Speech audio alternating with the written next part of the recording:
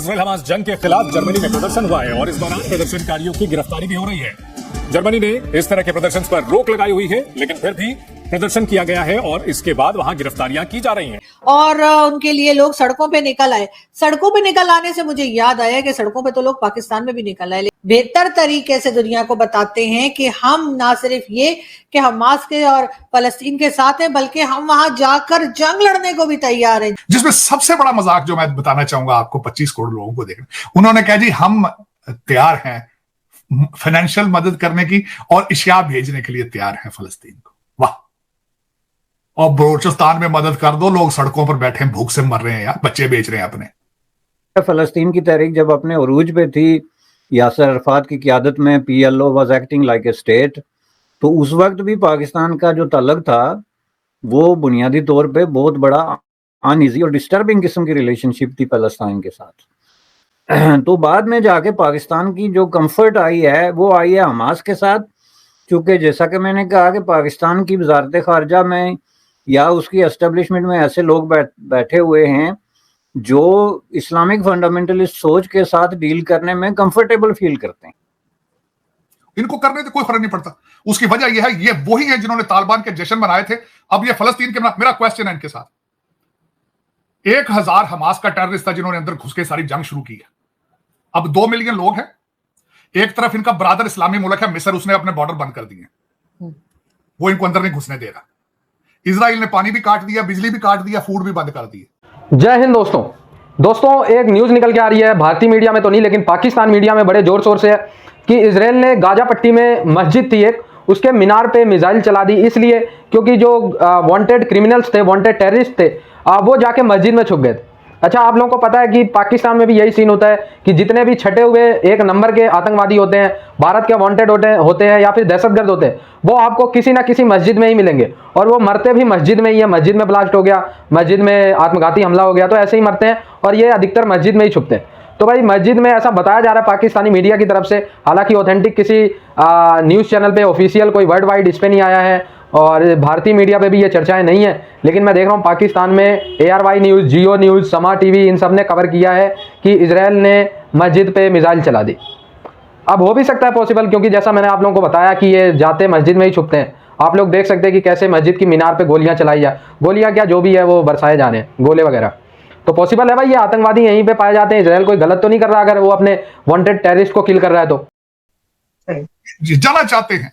और मैं अफसोस के साथ कहूंगा, फजलुर रहमान साहब ने भी कहा है कि मेरे बच्चे, ये मेरे बच्चे तो नहीं, उन्होंने कहा मैं पाकिस्तानी बच्चों को भेजने के लिए तैयार हूं, इजाजत दें, किसी की माओ के बच्चे मरवाने के लिए हम तैयार हैं। अपने बच्चों को भेजो ना यार, मौलाना साहब खुद लीड करो इनको जाके आगे।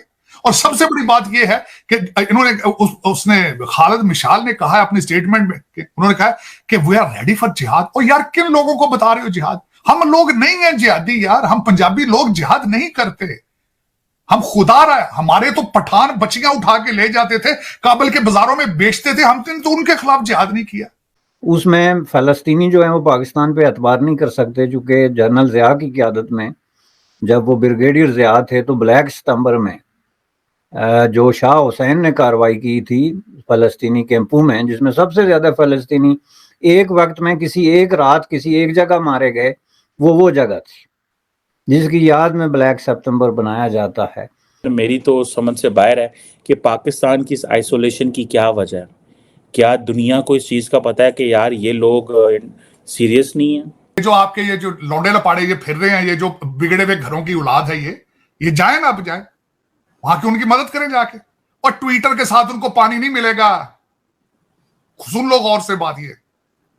और ना तुम्हारे ये गंद से जो सारा दिन बकते हो, ना भारत का नुकसान होता है। वो तरक्कियों के उस लेवल पे जा रहा है, उनसे कुछ इंग्लिश ही सीख लो, उनसे कोई IT सीख लो, इंसानियत सीख लो कोई उनसे। दुनिया की वाहिद सुपर पावर का जो secretary of state Tony Blinken है वो भी जीव है। मैं उस कौम का आप मुस्तकबिल खुद अंदाजा लगाएं क्या है, उसका क्या वो कौम क्या करेगी जिनके पास खाने के लिए सुबह खाते हैं, शाम का उनको मिलता नहीं है।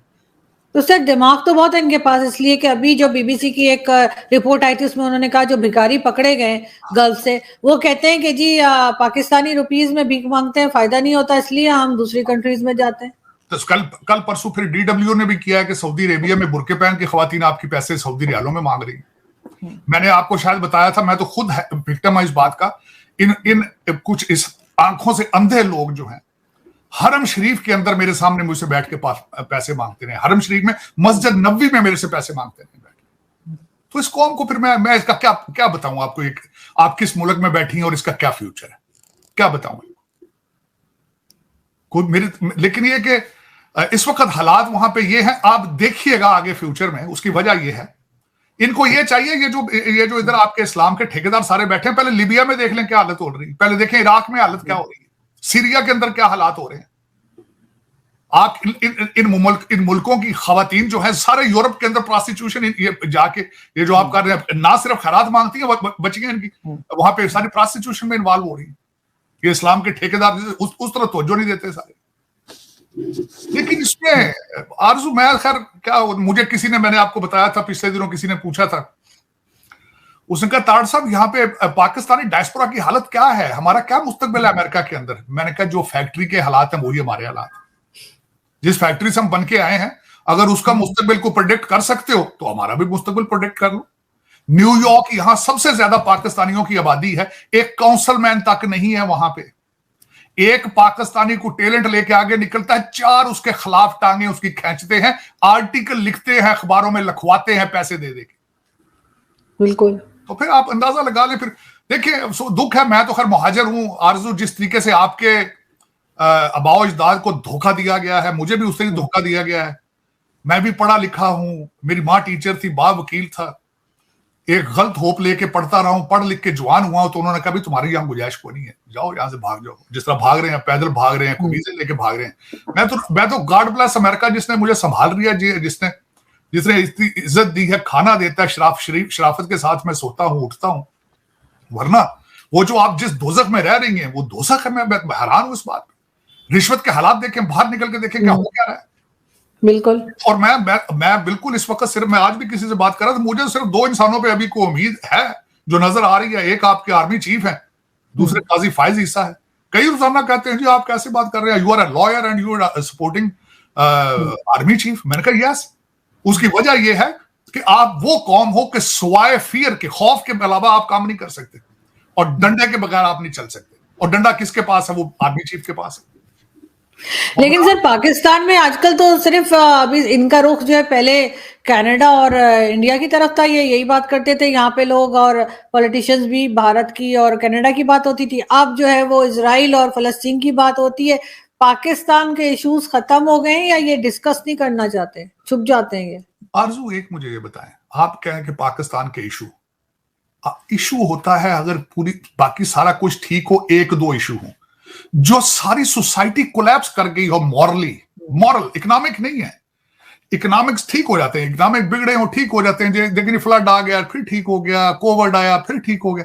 जब एक सोसाइटी इखलाकी तौर पे कोलैप्स कर गया, आप कह रहे हैं उसको किस तरह ठीक किया जाए?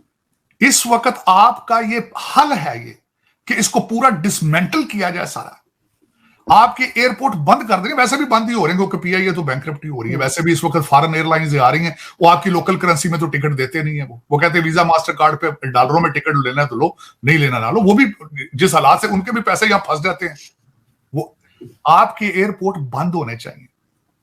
पाकिस्तानी जो बंदा बाहर जाना चाहे वो अपना पहले बता के जाए कि किधर से पैसा किधर लेके। आपका आज इजराइल के अंदर क्या हुआ है?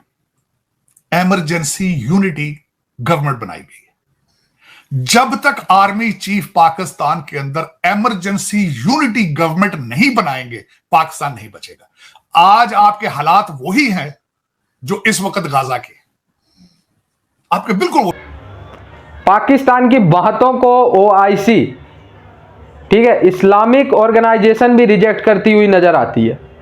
यानी अभी आप लोगों को पता होगा कि ओआईसी की मीटिंग में आज से 5-6 साल पहले या इसी के आसपास बात है कि सुषमा स्वराज जी को भी, जो उस समय हमारी रिस्पेक्टिव विदेश मंत्री थी, उनको शामिल किया गया था। मुस्लिम वर्ल्ड की जो कम्युनिटी है, उसका जो ग्रुप है, उसमें उनको बुलाया गया था। पाकिस्तान ने बड़ा ऑब्जेक्शन किया था इस पर, लेकिन मुस्लिम वर्ल्ड ने कहा नहीं भाई, हमने तो बुला लिया और हम इनका आदर सम्मान करेंगे।